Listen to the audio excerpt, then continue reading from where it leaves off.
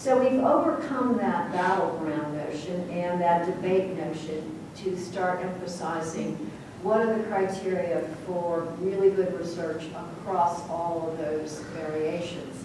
And they do share characteristics.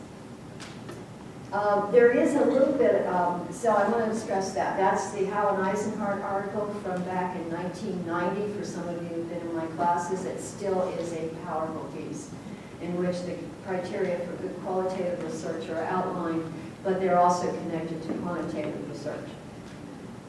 I want to point out this notion of Finland. Finland's really strange in some ways. It's a little country there up in the north. It's no longer exclusively an environment with blonde, blue-eyed kids because of European migration and what have you. And they woke up one day in about 2003 and discovered they were on top of the heap of the PISA scores on international testing. And they report that they didn't understand why they were in number one place. And each year they still say, this is interesting. I think they fell to number 3 one year. And then they crawl back up to number 2 and number 1. They do not focus on being number 1. They hit a place in the early 80s in political changes and what have you where they knew they had to revamp their educational system. They started visiting that very school where I was doing all of that research. And the joke was, oh, Ellie, I'm glad you're here, but remember tomorrow the Finns are coming. The Finns are coming. The Finns are coming. And we never really knew why the Finns kept coming back. They just came and spent time, asked questions. We gave them coffee and tea. And if you're in England, you get a lot of coffee and tea. And then the Finns left. And lo and behold, some years later, when Rob and I had our book published, they wanted to translate it into Finnish. Okay. Why Finnish? I don't know. It was a little country up there near the Arctic Circle. I had no idea. And then when I saw the actual text, I couldn't tell if it was translated accurately or not. So who knows what's in that text? It's in Finnish. But the point I'm making is I don't know if there was a connection to what they ended up doing. But the point is you never know when your work is going to take root somewhere and things will happen with it. And we sometimes think it's just something to either A, get the requirement of the dissertation done. Okay, that's good. B, get promoted or tenured. That's pretty good too. Maybe get asked to do a major presentation with your colleagues. It's not bad most of the time. Or it could have legs that we don't know could occur. And you want to keep that in mind. And therefore, you want to make sure that what you put out is as on target and as careful as possible so that it is having the impact you want. Somehow, poor Coleman had his work misinterpreted to some extent. And he didn't mean what we decided that it meant. And there's more complexity in that story than I can share today, but the point is we have to watch over our own work. So that leads to where are we at now?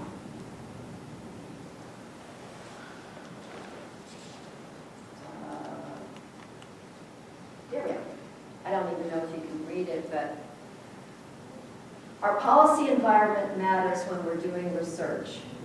Our own positioning about our practice matters when we do research. Who we are philosophically matters. You know this stuff, but don't shy away from any of it. And then our own knowledge base matters. You heard people earlier sharing with you the notion of the struggle with the review of the literature, but that really is also an adventure to get a chance to read things that will position you well to do the work you want to do. And to keep on reading and reading and reading. Perhaps keep on until the day you die. If you're lucky enough to live a long time, that could be a great journey. The interaction exists between research, theory, and practice. Not any one of those is the top dog. Practice matters, informed by research and theory, but it in turn contributes to theory and tells the researchers what we need more work on. So it's all reciprocal. Some of you have seen my little triangle that I draw showing the interaction.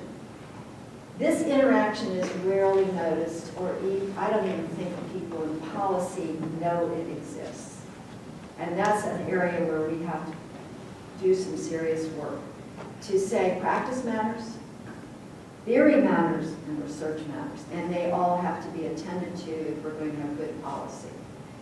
And at the same time, we will never have perfect policy.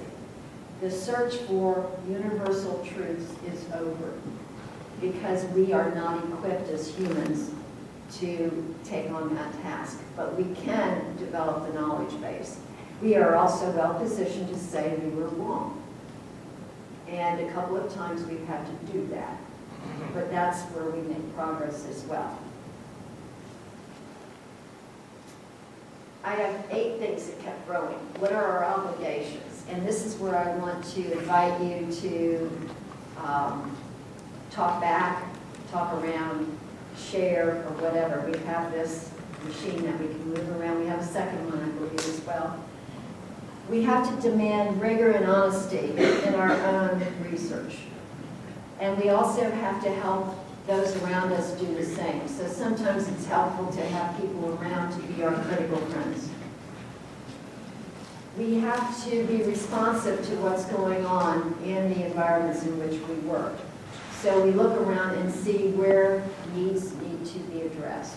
And Marshall and Rossman call, well, usually we call it who cares, but it's the should-do ability of Marshall and Rossman.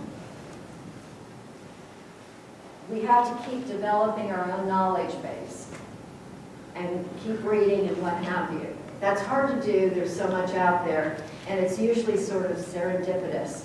But with each other as community members and colleagues, we can sometimes get help from others about what we should be reading.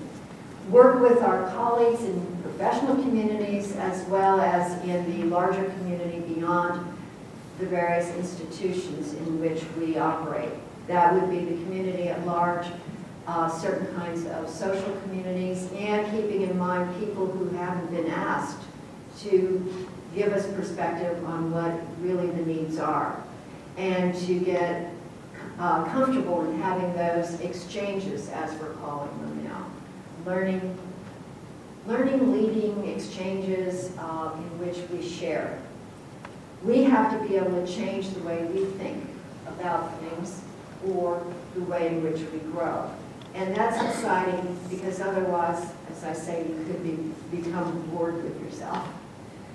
Communicating clearly, and this is coming out more and more.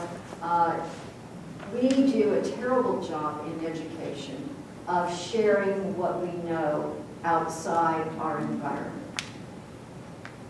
The newspaper world, do you remember those?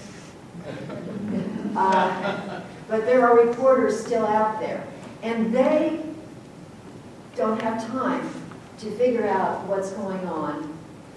Many of my colleague here said she grew her own local media group around the concerns in practice, but we should do it around research too. And maybe look at the medical profession that has done a better job than we of trying to explain what the research is about various and sundry treatments, techniques, what we're learning about cancer, and so on. But we don't reach out. One idea I read recently was that we should put out press releases when we do research, and maybe we could start putting that out with dissertations in some ways. I don't know, but we need to start experimenting with getting the word out clearly, transparently, and with rigor, but not making it obtuse with language. And then we might have a position to keep working towards enlightened policy. I came of age, and I tell people this in the hallway, where we had placards, we demonstrated, we yelled, we marched, we ran a few times. There was the highway patrol coming, and that was when I learned I could sprint. We learned how to tolerate tear gas, but pepper gas is another story. We wrote things, we articulated things. Martin Luther put his, how many were there, 95 concerns on the cathedral door? And that did get attention, but it was probably the wrong kind of attention. I don't know who the Lutherans are in the group here to help me out on that. I had to look back at this sort of thing. This is the problem with speaking from your concern base and what have you. You didn't prepare for everything you wanted to say. But even the Occupy movement lasted, I think, about a year, maybe a stretch beyond that, and you know, they were summarily asked to disband because they were considered a health hazard, I believe. Then there was the lie down effort with Black Lives Matter. That has made, at least people get noticed. But from there, the next thing is, what, after we're noticed, what are we going to do? So I would say we have a juncture here where we have some strategizing to do. And strategizing is difficult when we're realizing former strategies may have their limitations. So I'm inviting you to talk about strategizing, or tell me where I am off totally so I can recalibrate. Isn't that what we say with the GPS?